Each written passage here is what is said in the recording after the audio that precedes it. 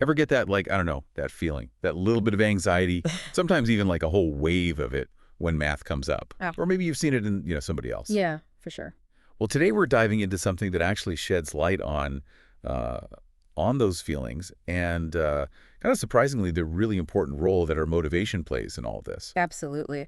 We're going to be taking a deep dive into the relationship between students' math anxiety and their, motivation, their desire to actually learn math. Right.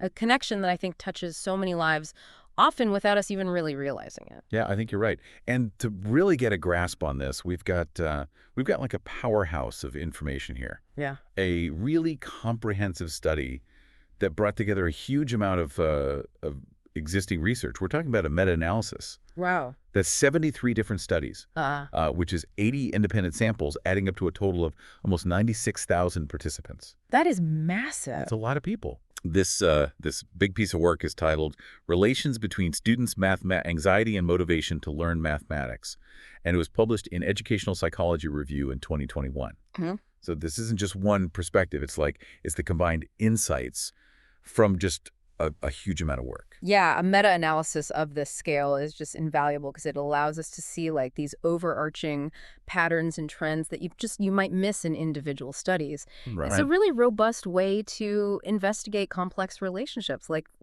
we're talking about here. Exactly. And that's exactly our mission for this deep dive, to unpack how this anxiety around math influences a student's willingness to actually engage with it. We're going to be pulling out the most interesting and useful nuggets from this research and hopefully sparking some aha moments along the way. I love those. Yeah. Because, it seems like this isn't just about disliking math. It's that this feeling of anxiety can actually make you less willing to even try. Mhm. So maybe we need to rethink how we approach math education. Maybe focusing less on how it's necessary for the future and more on how do we foster a sense of, hey, I can actually do this right now. Yeah, that's a great point. And to, start off, I think it's important to make sure we're all on the same page about what we're even talking about when we say mathematics anxiety, right? Right. So this study uses the definition from Ashcraft back in 2002, which describes it as a feeling of tension, apprehension, or fear, specifically toward math-related activities. Yeah, that makes sense. It's that feeling you get when you see an equation or, you have a math test coming up. I think a lot of us are probably familiar with that, either firsthand or from seeing it in other people. And we already know that math anxiety is linked to some not so good outcomes, right? Right. Like poor performance in math and even avoiding careers that involve numbers. But this deep dive is really about going a layer deeper into the why, and that's where motivation comes in. Right. And I think what's particularly insightful about this study is that it doesn't just look at motivation as one single thing. It actually breaks it down into the different types of beliefs that fuel our motivation for math. Okay, so let's get into that. What were the big findings from this huge meta-analysis about the overall link between math anxiety and motivation? Well, the central finding is that there is a moderate negative correlation between students' overall motivation for math and their math anxiety. Okay. And they measured this correlation at R equals negative 0.42. Okay, negative correlation. Can you break that down a little bit? Like, what does that actually mean for, someone listening? Sure, sure. Basically, it means that as a student's anxiety about math goes up, their motivation to learn math tends to go down. And the reverse is also true. Less anxiety, generally more motivation to engage with it. I see. So the more you're stressing about fractions, the less you actually want to deal with them. Okay, that seems pretty intuitive, right? Yeah. He said moderate, so it's not like a guaranteed one-to-one relationship, right? Right, that's a really important point. Yeah. While the general trend is negative, the individual studies that were part of this meta-analysis, they actually showed a pretty wide range of correlations, from like a strong negative correlation of negative 0.81 all the way to a positive correlation of 0.17. Wow. So it just shows you how, complex this relationship really is and how it can vary from person to person, from situation to situation. A positive correlation. So in some cases, higher anxiety might actually be linked to more motivation. That's kind of surprising. It does seem counterintuitive, right? And the researchers definitely acknowledge that complexity. These exceptions, they really highlight why a meta-analysis is so valuable. It allows us to see that big picture trend, even when there's some variation in the individual studies. Right. It's like zooming out and seeing the whole forest instead of just getting lost in the trees. Exactly, exactly. And, it's possible that those positive correlations might happen in specific contexts, maybe where a little bit of anxiety actually pushes some people to, prepare more thoroughly. But the overall findings suggest those cases are definitely not the norm. Okay, so we see this link between anxiety and motivation, but why does this happen? Like, what's going on there? The researchers in this study used a framework called the control value theory to try to explain that. Can you tell us more about that? Absolutely. So control value theory, which was proposed by Pekren in 2006, basically says that our emotions in, achievement situations, like being in a math class, they stem from how we appraise two things: our sense of control or our competence in that area, and the value that we place on the activity itself. So, if you feel capable and you actually value the task, you're probably going to have more positive emotions. Hmm. But if you don't feel in control and you don't really care about it, you might experience negative emotions like anxiety. Okay, control and value. I can see how those would be important. So, through that lens, the researchers focused on two main types of beliefs that drive motivation: competence beliefs and value beliefs. Right. So let's start with competence beliefs. What does that mean? So competence beliefs in this context really refer to students' self-perception of their own math abilities. This includes, their confidence in tackling specific math problems, which is often called self-efficacy, Oh, wait. and then also their more general belief in their overall math ability, which is self-concept. Mm. So, how good they think they are at math in general. And what did this meta-analysis find about the connection between math anxiety and these competence beliefs?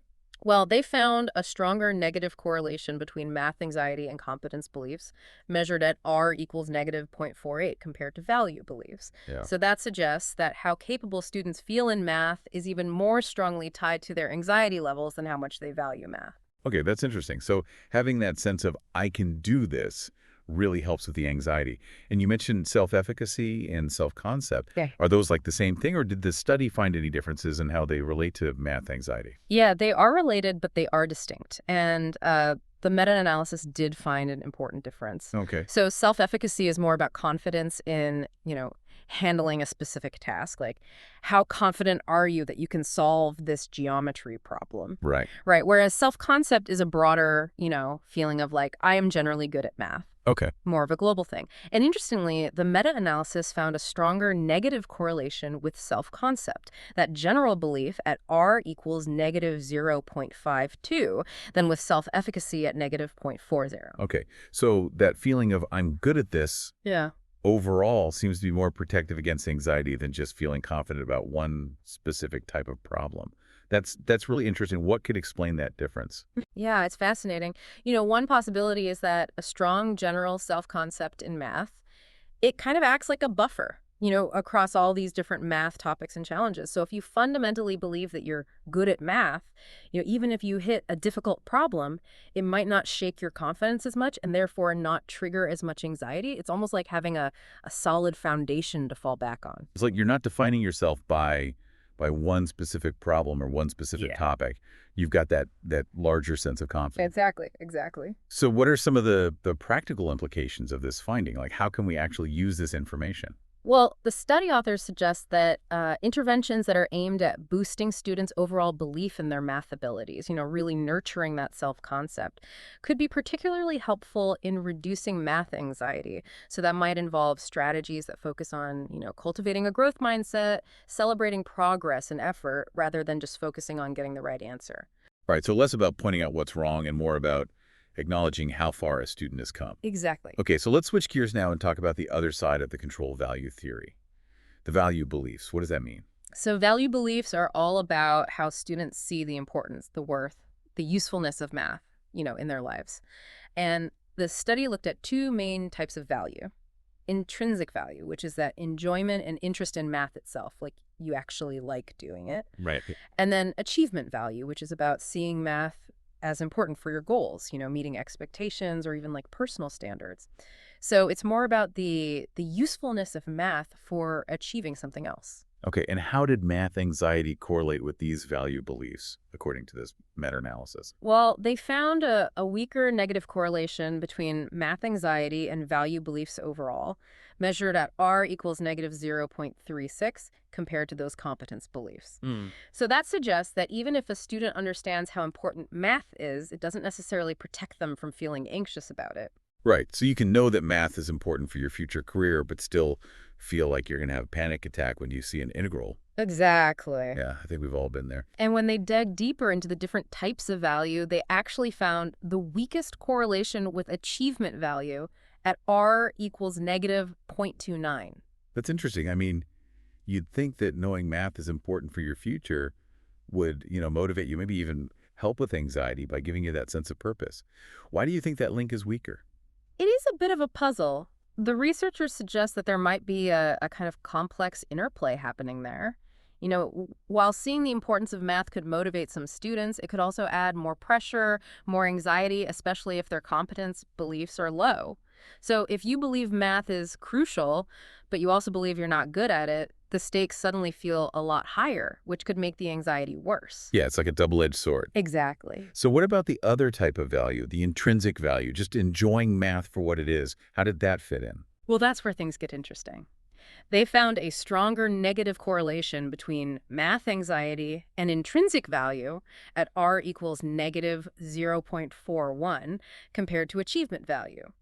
So that suggests that genuinely liking math, being interested in it, has a more direct link to lower anxiety. Okay, so if you actually like working with numbers, you're less likely to be intimidated by them. Exactly, exactly. It kind of makes sense, right? It's like anything else. If you enjoy doing something, you're probably going to feel more comfortable, less stressed while you're doing it. Yeah, like if you hate running, you're probably going to feel a lot more anxious about going for a run. Right, exactly. And so that enjoyment factor seems to play a pretty big role in buffering against that math anxiety. So the researchers also looked at a bunch of other things that might influence this relationship, right? Like different ways of measuring math anxiety, the age groups of the students, even their cultural backgrounds.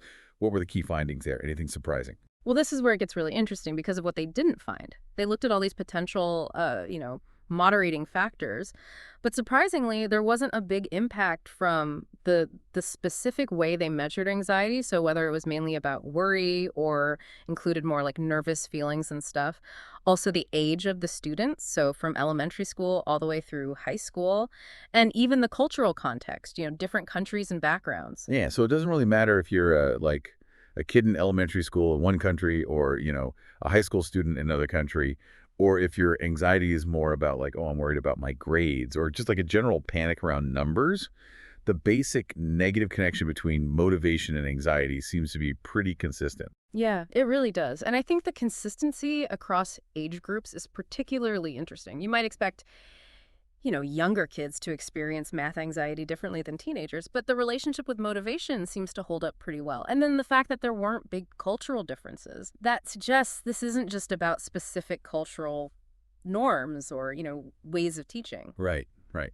It makes you wonder if there's something more fundamental about Yeah. about how we learn and how we face challenges that's driving this connection. Yeah, it's really thought-provoking, and I think it speaks to, a potentially universal aspect of the learning process. Absolutely. Now, you said there wasn't a big impact from most of those factors. Was there anything that did stand out as having an influence? Actually, there was one notable exception. The type of publication did seem to make a difference, but specifically for competence beliefs. Okay. Interestingly, studies that weren't peer-reviewed actually reported a stronger negative correlation between math anxiety and competence beliefs than those that were peer-reviewed. Huh. That's unexpected. I mean, usually peer-reviewed research is seen as, higher quality, more rigorous. Any thoughts on why that might be? Yeah, the researchers actually say that this finding is a little surprising, and they suggest that it needs more investigation. Right. It's possible that the non-peer-reviewed studies might be focusing on, specific groups or situations where that relationship is just stronger, or maybe there are some differences in how those studies were done that could be contributing to this difference. It's definitely something that would be worth looking into more closely in the future. Okay, so let's bring it back to our listeners. What are the big takeaways from all of this? Like if you're thinking about math anxiety and learning, whether it's your own experience or someone you know, what are some of the things to keep in mind? I think the key message here is that building a student's belief in their math abilities, fostering that sense of I can do this, especially that overall self-concept, and then also nurturing a real interest in the subject. That seems to be more crucial for reducing anxiety than just emphasizing how important math is going to be down the road. So if you're a student who's struggling with math, or a parent is trying to help, or even a teacher, the focus might be better placed on building that confidence, finding ways to make it enjoyable, rather than just hammering home the "you need this for your career" message. Exactly. If you're involved in learning, whether it's your own or someone else's, I think prioritizing that confidence building through small steps, Yeah. celebrating those little wins and highlighting the parts of math that can actually be engaging, that might be a more effective and sustainable approach in the long run than just, memorizing formulas or stressing how high the stakes are. Right, take some of the pressure off. Yeah. And it really highlights that, how we feel about our abilities and how motivated we are, those things are really intertwined. They influence each other in a big way. Yeah, absolutely.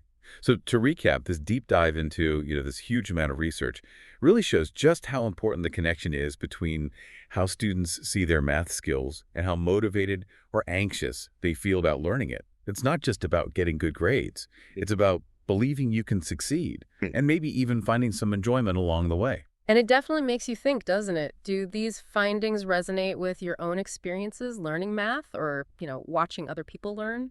For sure. I mean, speaking for myself, the times I felt the most anxious about math were definitely when I felt totally overwhelmed and like I just couldn't do it. Yeah. And given that, culture and age don't seem to fundamentally change this core relationship, it leads to a final thought. What is it about the human experience of learning and facing challenges that might explain this link between competence, value, and anxiety? And not just in math, but maybe in other areas too. Is this a bigger pattern that we see in how we learn all kinds of things? That's a really good question. Maybe feeling a sense of control and seeing value in what we're learning are like basic human needs. Mm. And when those needs aren't met, that's when we start to feel anxious and lose motivation, no matter what we're trying to learn. It's a fascinating area of study, and hopefully this deep dive has given you some food for thought. We encourage you to, explore this topic further or just take some time to reflect on your own learning journey. Absolutely. Thanks for joining us for this deep dive. And until next time, keep that curiosity going. See ya.